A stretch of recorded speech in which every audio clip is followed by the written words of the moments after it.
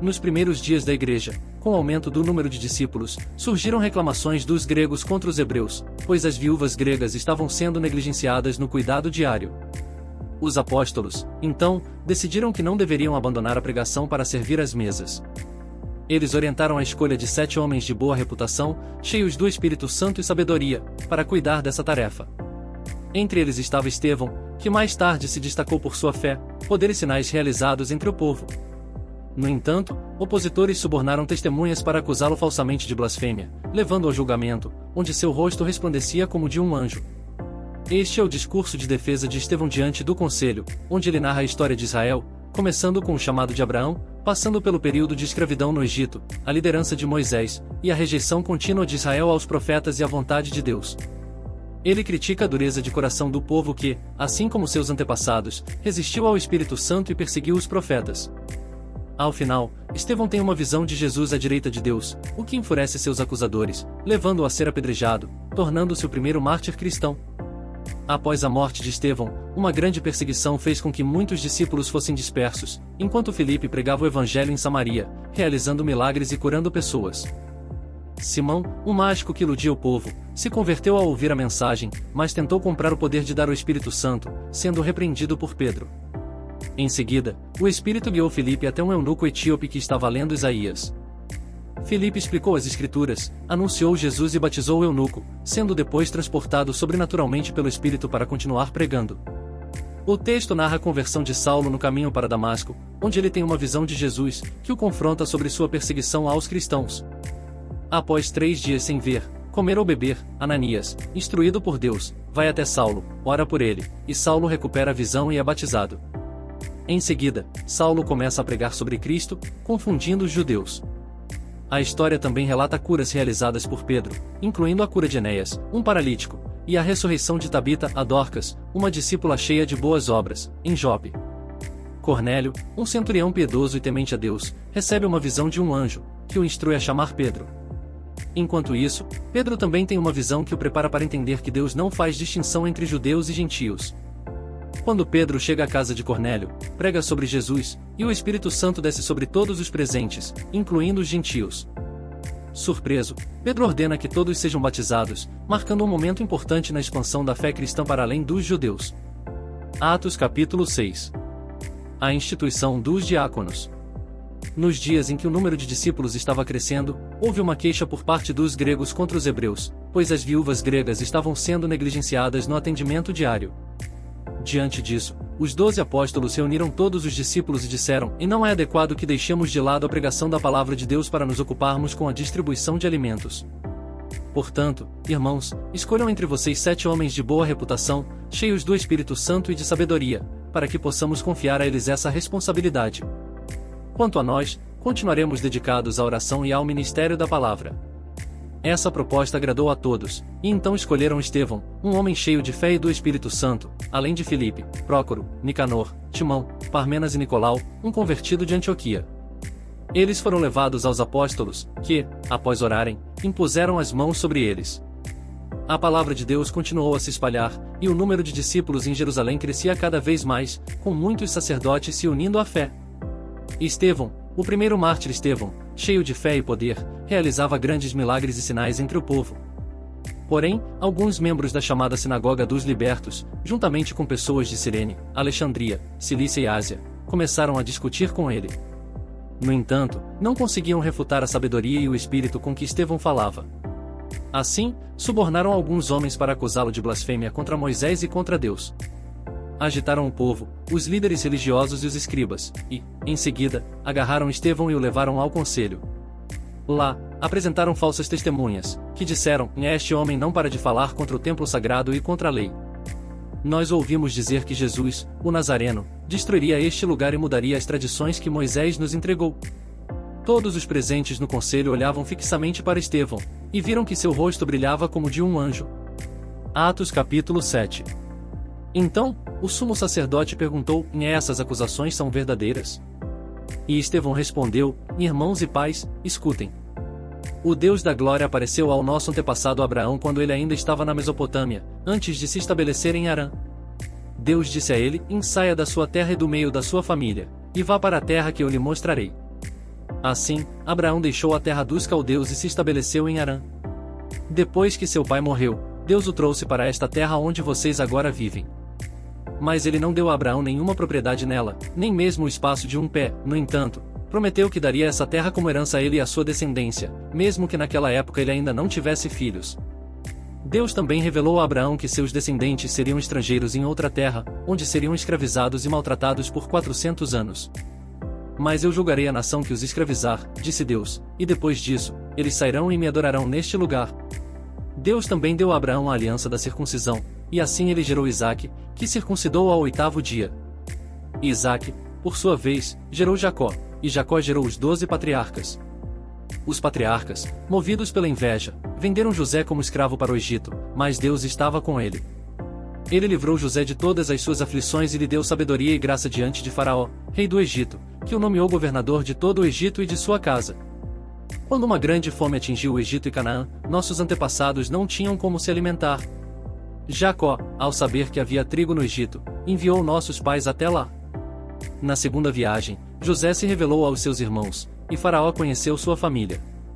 José, então, mandou chamar seu pai Jacó e toda a sua família, 75 pessoas ao todo, para o Egito. Jacó foi ao Egito e morreu lá, assim como nossos antepassados. Seus corpos foram transportados para Siquém e enterrados no túmulo que Abraão havia comprado dos filhos de Amor por uma quantia em dinheiro. À medida que se aproximava o tempo do cumprimento da promessa de Deus a Abraão, o número do povo de Israel no Egito aumentava grandemente. Então, subiu ao trono um novo rei, que nada sabia sobre José. Este rei agiu de forma astuta contra o nosso povo e maltratou nossos antepassados, forçando-os a abandonar seus filhos recém-nascidos para que não sobrevivessem. Foi nesse contexto que Moisés nasceu. Ele era um belo menino e foi criado durante 3 meses na casa de seu pai. Quando foi abandonado, a filha de Faraó o adotou e o criou como seu próprio filho.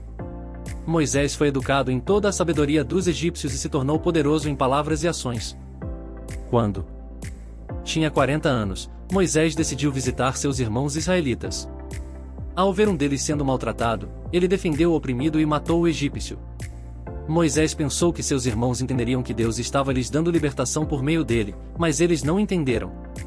No dia seguinte, Moisés tentou reconciliar 2 israelitas que brigavam, dizendo: "Homens, vocês são irmãos, por que estão lutando?" Mas o homem que agrediu o outro o afastou, dizendo: "Quem o nomeou líder e juiz sobre nós? Quer nos matar como matou o egípcio ontem?" Ao ouvir isso, Moisés fugiu para Midian, onde viveu como estrangeiro e teve 2 filhos. Moisés esteve no Monte Sinai, juntamente com nossos antepassados, recebeu as palavras de vida, que nos foram entregues. No entanto, nossos pais não quiseram obedecer e rejeitaram essas palavras, voltando seus corações ao Egito.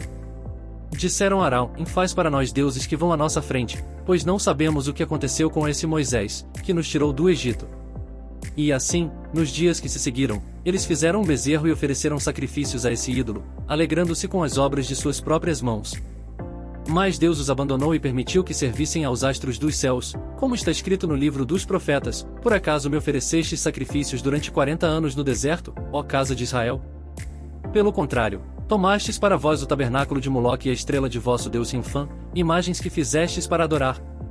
Portanto, vos levarei para além da Babilônia."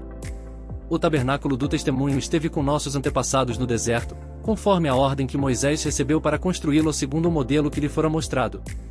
Nossos pais o receberam e o levaram com Josué, quando entraram na terra das nações que Deus expulsou da presença de nossos antepassados, e isso continuou até os dias de Davi. Davi encontrou favor diante de Deus e pediu para encontrar um lugar para o templo do Deus de Jacó, mas foi Salomão quem construiu a casa para Deus. Contudo, o Altíssimo não habita em templos feitos por mãos humanas, como o profeta disse: "O céu é o meu trono, e a terra é o estrado dos meus pés. Que casa vocês me construirão? Diz o Senhor. Ou onde será o lugar do meu descanso? Não foi a minha mão que fez todas essas coisas? Vocês são duros de coração e insensíveis, sempre resistem ao Espírito Santo, assim como seus antepassados. A qual dos profetas seus pais não perseguiram? Eles até mataram aqueles que anunciaram a vinda do justo, do qual agora vocês se tornaram traidores e assassinos. Vocês receberam a lei entregue por anjos, mas não a obedeceram." Ao ouvirem isso, os membros do conselho ficaram furiosos e rangiam os dentes contra Estevão. Mas ele, cheio do Espírito Santo, olhou para o céu e viu a glória de Deus, e Jesus de pé à direita de Deus, e disse: Vejam, estou vendo os céus abertos e o Filho do Homem de pé à direita de Deus. Eles, porém, gritaram bem alto, taparam os ouvidos, e em um impulso unânime, lançaram-se contra Estevão. O expulsaram da cidade e começaram a apedrejá-lo. As testemunhas deixaram suas capas aos pés de um jovem chamado Saulo. Enquanto apedrejavam Estevão, ele orou: Senhor Jesus, recebe o meu espírito. E, ajoelhando-se, gritou com voz forte: Senhor, não os culpe por este pecado. E, depois de dizer isso, ele morreu. Capítulo 8. O Evangelho em Samaria. Saulo concordou com a execução de Estevão. Naquele dia, começou uma grande perseguição contra a igreja em Jerusalém, e todos, exceto os apóstolos, foram dispersos pelas regiões da Judéia e de Samaria. Homens piedosos enterraram Estevão e lamentaram profundamente sua morte. Enquanto isso, Saulo devastava a igreja, invadindo casa por casa, arrastando homens e mulheres e lançando-os na prisão. Os que foram dispersos pregavam a palavra por onde quer que fossem. Filipe desceu à cidade de Samaria e anunciou Cristo ao povo. As multidões prestavam atenção com unanimidade ao que Filipe dizia, pois viam os sinais que ele realizava. Espíritos impuros saíam de muitas pessoas, gritando em alta voz, e muitos paralíticos e coxos foram curados. Por isso, houve grande alegria naquela cidade. Havia ali um homem chamado Simão, que praticava feitiçaria na cidade e havia iludido o povo de Samaria por muito tempo, afirmando ser alguém importante. Todos, desde o menor até o maior, prestavam atenção a ele e diziam: Este homem é o poder de Deus, conhecido como grande poder. Eles o seguiam, pois há muito tempo ele os impressionava com sua magia. Mas, quando acreditaram em Filipe, que pregava as boas novas do reino de Deus e do nome de Jesus Cristo, foram batizados, tanto homens como mulheres. O próprio Simão creu e foi batizado, e acompanhava Filipe por toda parte, admirado com os sinais e milagres que via. Quando os apóstolos em Jerusalém souberam que Samaria havia recebido a palavra de Deus, enviaram Pedro e João até lá. Ao chegarem, oraram para que os samaritanos recebessem o Espírito Santo, pois até então eles tinham apenas sido batizados em nome do Senhor Jesus.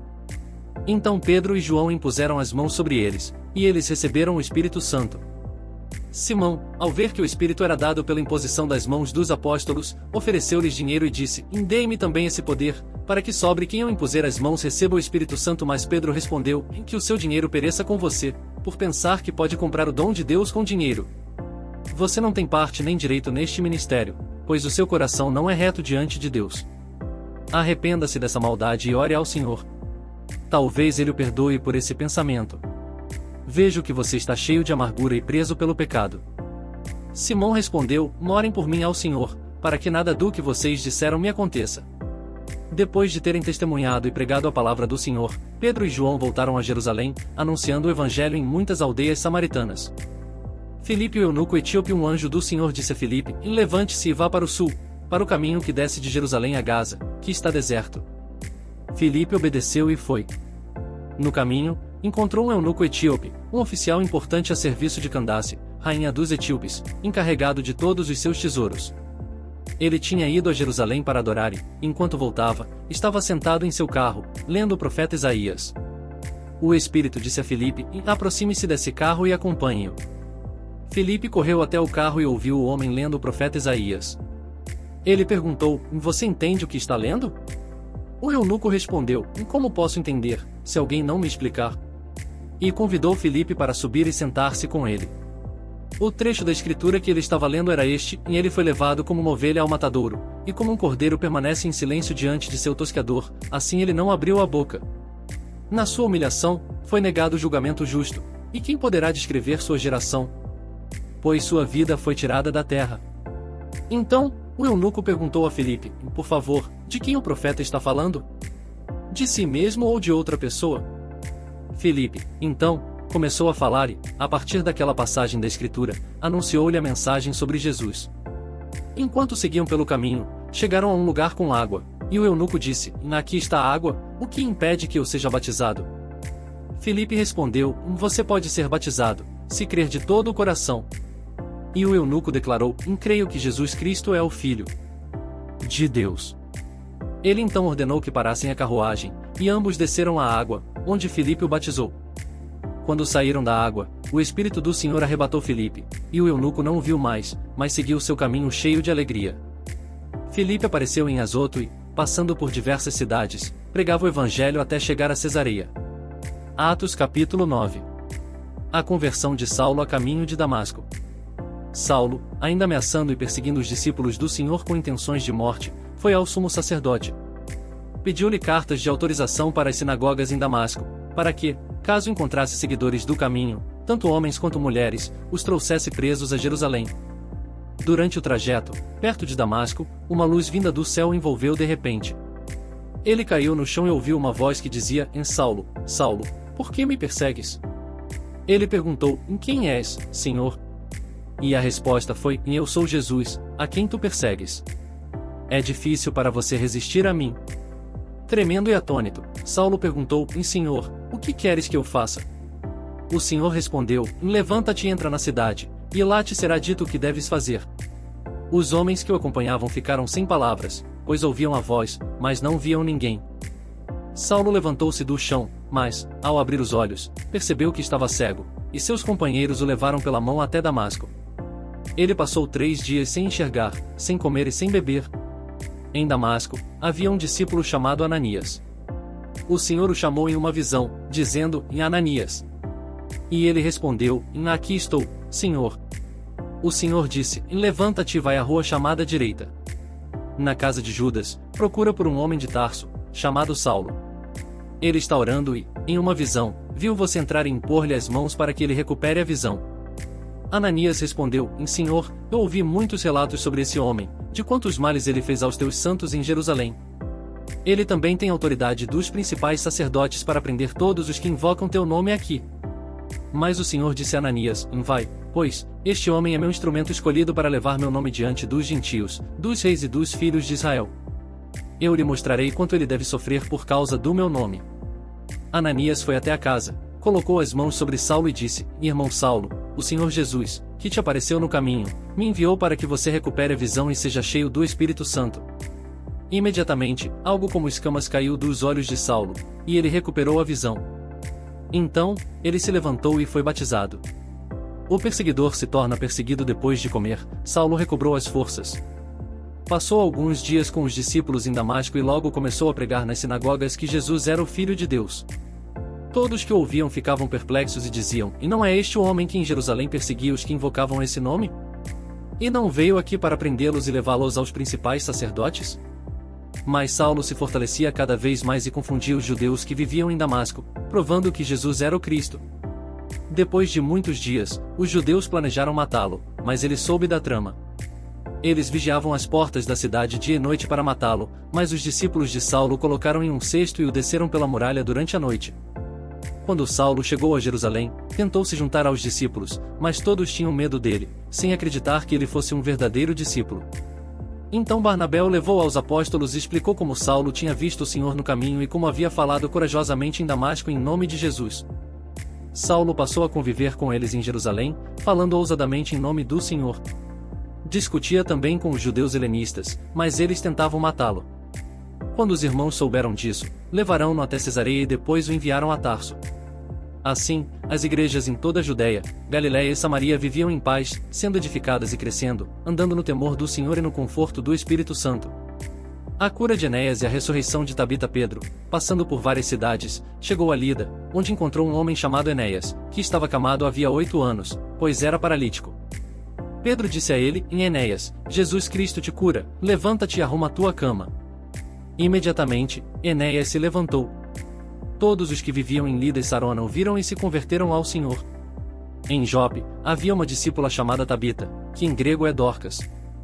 Ela estava sempre fazendo boas obras e ajudando os necessitados. Naqueles dias, ela ficou doente e morreu. Após lavarem seu corpo, colocaram-no em um quarto no andar superior. Como Lida ficava perto de Jope, os discípulos souberam que Pedro estava lá e enviaram 2 homens para chamá-lo, pedindo que fosse imediatamente. Pedro atendeu o pedido, e quando chegou, o levaram ao quarto superior, onde todas as viúvas choravam e mostravam as roupas que Dorcas havia feito enquanto estava com elas. Pedro pediu que todos saíssem do quarto. Ele se ajoelhou e orou, depois voltou-se para o corpo e disse: "Tabita, levanta-te." Ela abriu os olhos e, ao ver Pedro, sentou-se. Ele ajudou a se levantar e, chamando os santos e as viúvas, apresentou-a viva. Este fato tornou-se conhecido em toda Jope, e muitos creram no Senhor. Pedro permaneceu muitos dias em Jope, hospedado na casa de um homem chamado Simão, que era curtidor. Atos capítulo 10, o centurião Cornélio.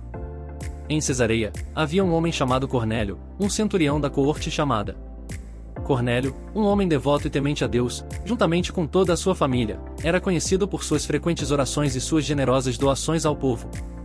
Certo dia, por volta das 3 da tarde, ele teve uma visão clara na qual um anjo de Deus veio até ele e o chamou pelo nome, Cornélio.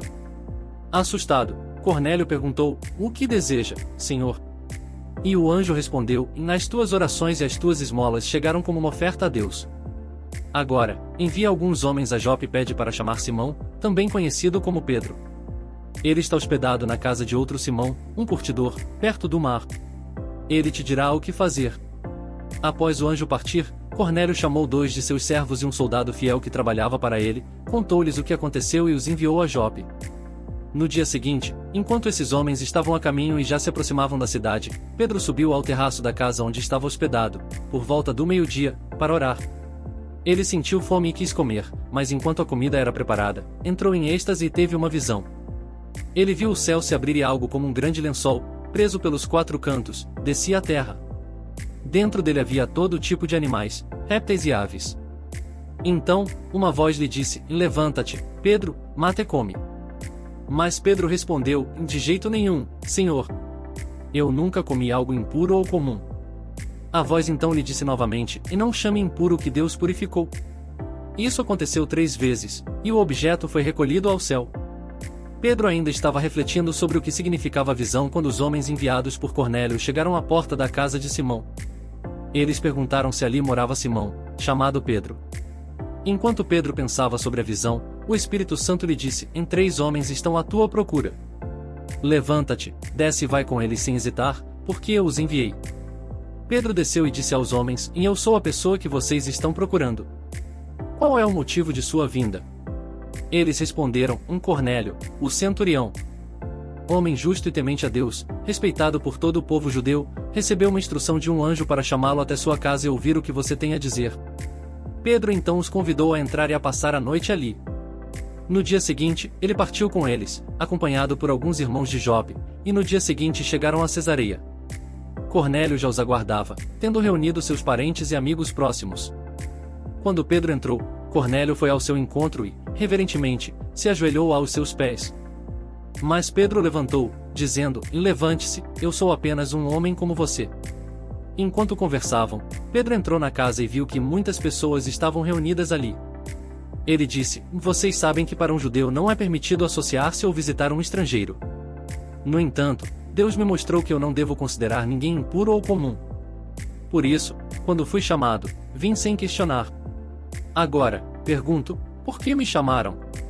Cornélio respondeu, "Há 4 dias, eu estava jejuando e orando em minha casa por volta das 3 da tarde, quando um homem com roupas brilhantes apareceu diante de mim e disse, Cornélio, Deus ouviu as tuas orações e lembrou-se das tuas esmolas. Envia a Jope e chama Simão, que também é chamado Pedro. Ele está hospedado na casa de Simão, o curtidor, perto do mar, e quando ele vier, te falará." Assim, mandei chamá-lo imediatamente, e você fez bem em vir. Agora estamos todos aqui na presença de Deus para ouvir tudo o que ele mandou que você nos dissesse. Pedro então começou a falar, e agora percebo verdadeiramente que Deus não faz distinção entre as pessoas, mas aceita todo aquele que o teme e pratica o que é justo, de qualquer nação que seja. A mensagem de Deus foi enviada aos filhos de Israel, anunciando a paz por meio de Jesus Cristo, que é o Senhor de todos. Vocês sabem o que aconteceu em toda a Judeia, começando pela Galileia, após o batismo pregado por João. Como Deus ungiu Jesus de Nazaré com o Espírito Santo e com poder, e como ele andou por toda parte fazendo o bem e curando todos os que estavam sob o poder do diabo, porque Deus estava com ele. Nós somos testemunhas de tudo o que ele fez na terra dos judeus e em Jerusalém. Eles o mataram, pendurando-o em um madeiro, mas Deus o ressuscitou no 3º dia e permitiu que ele fosse visto, não por todo o povo, mas por nós, que comemos e bebemos com ele depois que ressuscitou dos mortos. Ele nos ordenou pregar ao povo e testemunha que ele é quem Deus designou como juiz dos vivos e dos mortos. Todos os profetas dão testemunho de que todo aquele que nele crer receberá o perdão dos pecados em seu nome. Enquanto Pedro ainda falava essas palavras, o Espírito Santo desceu sobre todos os que ouviam a mensagem. Os crentes judeus que tinham vindo com Pedro ficaram maravilhados ao ver que o dom do Espírito Santo também havia sido derramado sobre os gentios, pois os ouviam falar em línguas e louvar a Deus. Então Pedro disse: Pode alguém impedir que sejam batizados com água esses que receberam o Espírito Santo como nós? E ele ordenou que fossem batizados em nome de Jesus Cristo. Depois, eles pediram que Pedro ficasse com eles por alguns dias.